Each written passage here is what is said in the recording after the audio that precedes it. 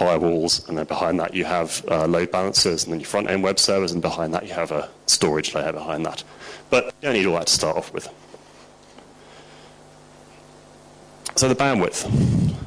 Some people think they can't host content locally because it's expensive. If it's $300, $500 a meg for transit, how can I afford to host people's content locally?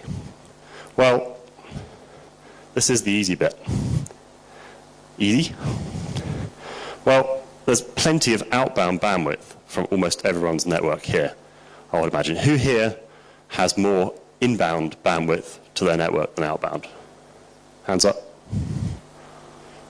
No? Who has more outbound bandwidth than inbound? Guys, yeah? Okay. Exactly the same. Yeah. Well, so for most networks with lots of users, like in Africa, but not too much content, you're going to be pulling a lot of content from outside traffic, from outside Europe, over the international connections into Europe, and then down to your users. So hosting a server and making that content available over the internet actually doesn't cost you that much in terms of incremental traffic, because even if the traffic goes from that server out over the international capacity back to Europe or wherever, because somebody in the UK or in America has requested something from that server, it's the less busy path. So it doesn't actually cost you any incremental cost to carry that traffic, because it's the less busy path. And especially if you set up peering with your locally peered networks and it's locally relevant content, most of that traffic won't even go over the international capacity anyway. If you're hosting locally relevant content delivered locally to ISPs who are local, then the cost of delivering it is pretty low. So as well as your own content, you can also bring global content closer to your users. So Google, Facebook, Akamai, Yahoo, Microsoft are reckoned to be more than 50% of all traffic on fixed networks, just those 5 people. So Akamai is a big CDN provider who provide content distribution services to lots of other websites. And on mobile networks in particular, Google, Facebook, and Twitter are supposed to be more than 40% of all mobile traffic. So those 3 people, you could hit off 40% of the traffic on your mobile network.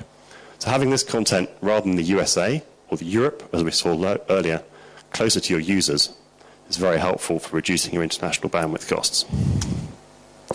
So a quick recap, what's a CDN? So a CDN is a content distribution or content delivery network. The D can be one or the other, depending on what people think. It's a distributed delivery platform for content, and it serves the content closer to the users. So rather than having the content come from the content network up the top of the page, you have it come from the CDN at the bottom of the page, cutting out all the stuff in the middle. And it carries out 2 key functions. One is caching, and the other is connection proxying. Now, caching, this is quite basic stuff, but anyway. Every request goes across your international capacity, so you download the video 5 times, it crosses your international capacity 5 times. Whereas if you have a CDN, you can just send one copy down to that cache, and then every time someone accesses it, it's coming from the local network rather than over the international capacity. This frees up international and long-haul bandwidth. It provides savings for the ISPs as a result, and also improves performance for users, because the users are getting the content from close to them rather than from thousands of miles away. And the other function that a CDN could do is TCP termination or connection proxying. Now, the way this works is if you do a ping from here to the UK, it'll be about 300, 400 milliseconds, depending on how congested the network is. So every time you're setting up a TCP connection, you have to do the SYN, SYN-ACK, ACK kind of stuff, and that's at least 3 round trips. So it can take you about 1 to 1.2 seconds to set up every single TCP connection. Whereas if you have a CDN that has a persistent back-end TCP connection, like an open phone line to the back end, then the round-trip time between the CDN and the users to set up each TCP connection is much smaller. So, I don't know, say 30 milliseconds.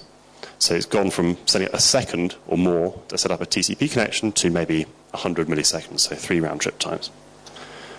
And the result of this is it reduces the perceived latency for the users, because once the users got on to set up the TCP connection with here, the fact there's an open connection here means that the request can go straight through without having to set up a persistent connection. And that improves performance for users and makes these services that are delivered globally, like Gmail and Hotmail and so on, appear faster. So even if they're actually coming from places outside the country, they can be proxied through a CDN closer to the user.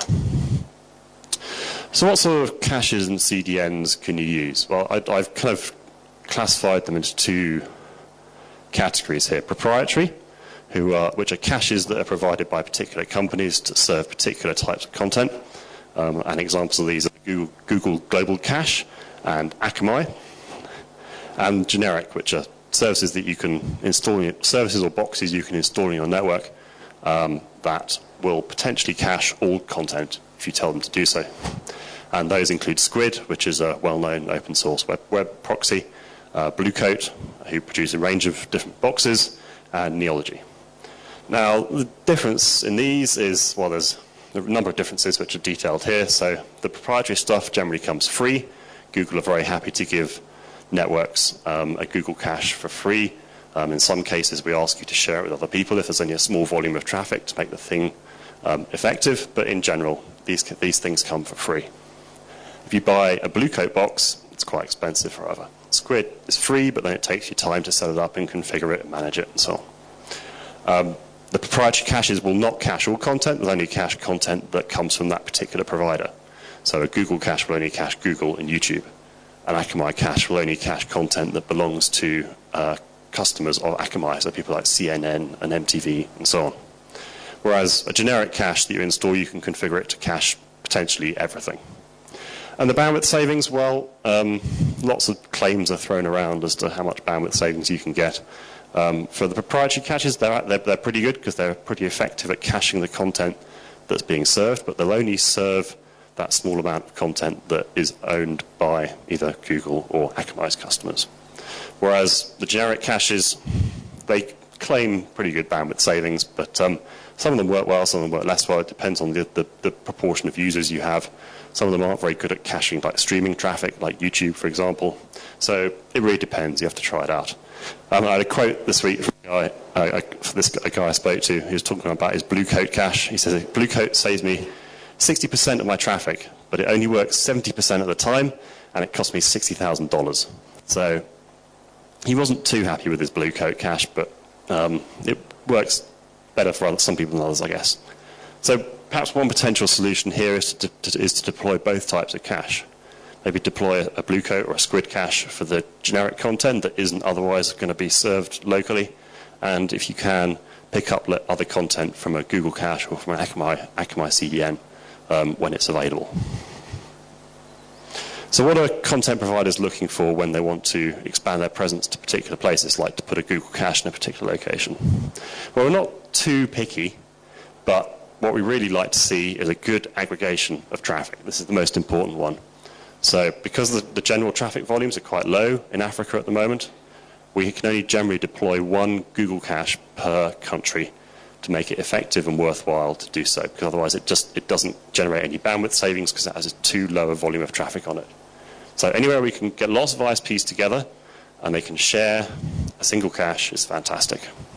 If there's a carrier-neutral data center facility where the stuff can be put, that's even better because it means everyone has equal access to it. There's no particular provider controlling access to that. If there's open access landing stations, that's fantastic as well because that also means that when the next stage of a content provider's network is developed, like they want to come to the country and bring their actual network to a country, it means there's a lot of opportunities to bring international capacity into the country. And the same goes for the national fiber networks as well. And another very important thing is friendly regulation. And there are some countries where content providers don't put any kit at all because the regulation is unfriendly in that the equipment could potentially be seized if a particular video, for example, appears on that cache, or where you have to be licensed as a telco to install some servers to act as a cache. So regulation that's open and available enables the distribution of content is a fantastic way to help bring content to your country. So if you have a CDN and you've got it on your internet exchange and you're going to share it with the other ISPs. How do you do that? So there needs to be one ISP who hosts the cache themselves and provides the international bandwidth to fill the cache with content. So you have to get, if you're going to put content on a cache that comes from somewhere else, the content has to come from somewhere, and someone unfortunately has to pay for the international bandwidth to make it happen. Now that bandwidth is about 10 to 20% of the total amount that's served to the users, so there's big savings. But because this is being shared between other operators as well, all the operators need to agree together how they're going to share the cost of that international bandwidth. And then once that's done, the cache can be shared over the Internet Exchange with not just the hosting ISP, but the other ISPs. Everyone gets their content locally. Everyone's happy. So what kind of savings can you get by deploying one of these caches or CDNs? Well, here's an example from a Google cache. This one is serving, this is gigabits per second. This one's serving 250 meg peak to users. And this is what it's pulling in over the international bandwidth to fill it with content. And it's pulling in about, what's that, 20, 25 meg. So the difference between that, which is 225 meg, is how much all the operators who are using it are sharing, are saving, in terms of their international bandwidth, which is a pretty significant saving if you're paying $300 or $400 a meg or more for your international bandwidth. And what effect does this have on the ISP, the Internet Exchange points that the CDN platforms are connected to? Well, here's a couple of graphs. The one on the top here is from ixps in Kenya, where a CDN was deployed back in April.